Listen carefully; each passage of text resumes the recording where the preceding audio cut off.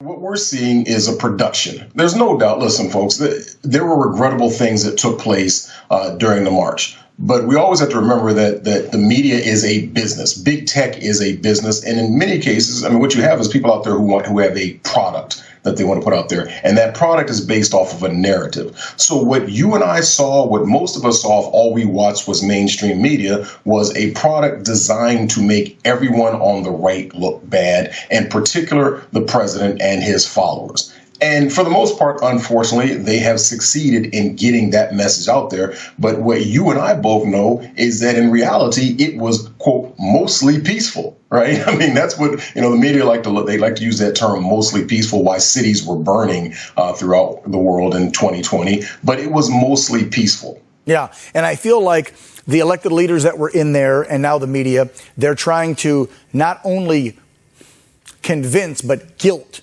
anybody that was there that did not enter the building, that did not commit any of these acts of violence, but the peaceful folks that were there, or the other millions of Americans who were at home watching that support the president or support, like I think anybody should support, a free, fair, and open election integrity. They want to know the truth. And now you have them guilting them for even feeling that way. Like, you shouldn't have even questioned this election outcome. Look what happened, because you question it, and because your leaders question it, and because the president did, and because right-wing media, as they love to call us, questioned it. This happened. Look what happened. You should feel so ashamed. Now unite, get behind us on the left, and shut your mouth. That's what I feel they're trying to do. Well, definitely. Once again, there's a narrative that's being put out there, Dan. And here's one of the things. I'm a news junkie. I'm as guilty as anyone else of consuming all the media. Sometimes I think I'm too informed of what's going on. But, one of the things, because, listen, man bites dog sells. It's got sizzle. But you know what also sells and has sizzle? Man helps man. And that's what we're not seeing enough of. This is One America News. And guess what? We're Unhyphenated America. And I think we have the same mission. We want to let people know out there that what you're seeing in the mainstream media is not the reality. See, what's actually happening on Main Street America is Americans are actually helping and being kind to their fellow Americans without any regard to the check boxes, right? I got a quick story I want to share with you, if you bear with me. Of course. And this is a story that happened back in December. It's not the kind of story that made any mainstream. It didn't make a huge buzz in the media out there, but there was a gentleman out there, a 22-year-old man, a security guard, Ainan Townsend, a security guard in Maui, Hawaii. A woman in the store lost her wallet. So what did he do after work?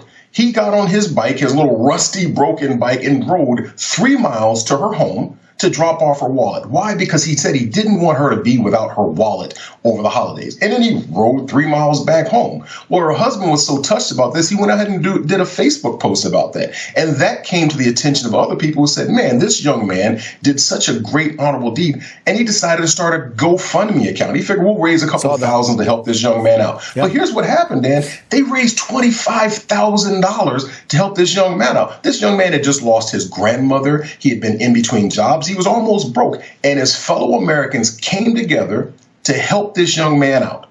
That's the real America. That's One America. That's Unhyphenated America. That's the news. That's what sells. That's what should sell. That's what's sizzling. That's what's sexy. And we just need to hear more of it. Yes, it's tragic. The events that happened in Washington, D.C. that have been blown out of proportion, to be honest, those things were tragic. But that's not the real America, despite what big tech and big media tries to tell you. Yeah, Christopher, I thought about this. You're a news junkie. I did local news for 20-some years before getting this show and becoming a opinionated, I like to point that out, talk show host. Yeah.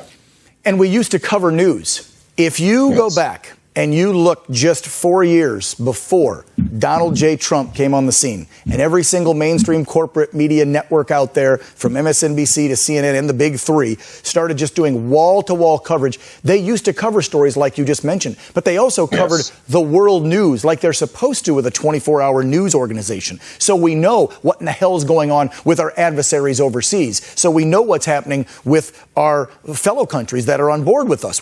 Have you seen anything in the last year since this election has been head-to-head, back and forth? All they do is Trump 24/7 bashing him on those networks. Have you seen anything on what's going on in England? What's going on in Iran? What's going on with China? They don't cover it. They don't even talk about it. All they do nonstop is have 3, 4, 24 talking heads bitching and complaining about the president for 4 years and not doing their jobs covering what matters to Americans and letting us know what's going on in our world. If something's treasonous, that's treasonous, as far as I'm concerned. We should all be fired. Man. Yeah, no, you're right, Dan. I'm sorry. Yeah, sorry. I think people are going to go through. Soapbox. Tell me how you really feel, Dan. Yeah, right? Well, it's called Real America for a reason, right? Yeah, exactly. But this, I think Americans are going to go through news fatigue.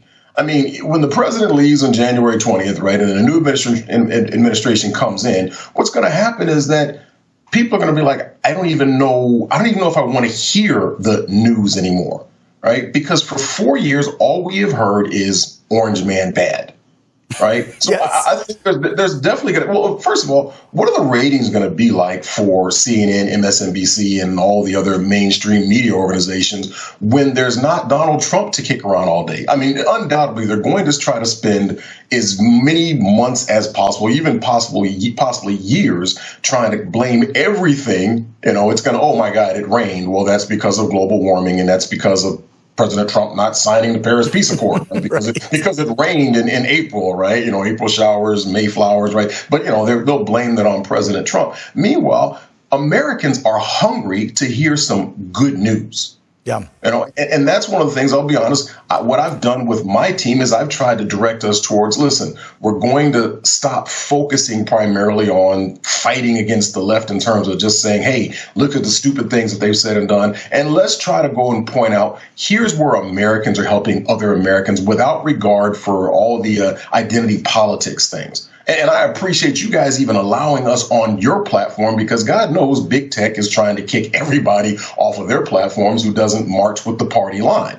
So I really think that there is a market for that, and we're going to do it as much as possible. Well, we also know that we have One American News. Yeah, well, CNN is attempting to try and get networks like ours kicked off cable carriers. You heard that one earlier this week, or no, that was on Friday. They put that out. So they're trying to literally shut every conservative voice down. But Christopher, I want to end with this because I really like how you started this interview and how we're ending it. And I think I kind of make this the theme of this interview and this message to get out to folks on what you just said. The narrative that is pushed by mainstream media and the left is not what's happening on the streets of America. A white person doesn't walk down the street and look at a black person, an Asian person, or vice versa, an Asian person look at a black person and go, I hate that person. What if that's a Democrat? What if it's a Republican? People aren't doing that on Main Street. Most Americans are just going about their lives, wanting to have a good life for their family, and couldn't care less what somebody's doing, and would most likely probably help their fellow American, regardless of their political affiliation, the color of their skin, what God they worship. But that's not the narrative. The narrative is to keep us divided, because how do you conquer? How do you rule a nation? Divide and conquer. And that's what they're doing. So I'll make this statement to you and the viewers. I think I'll try and do that as well. I put a post up the other day saying, let's try and remember we're all Americans. And then I took grief from both sides. Some people said, bless you, thank you. But left and right folks went off on me for saying something like that. Yeah. And I want to try and do that with this program, too. Maybe show a little more good news of what's going on and not be 24/7 politics. But then you also can't let the left off the hook for the damage they've done the last 4 years to this country and the damage they continue to do right now today. So it's a fine line. It's a balance, I guess, right, Christopher? It's a balancing act. Oh, yeah.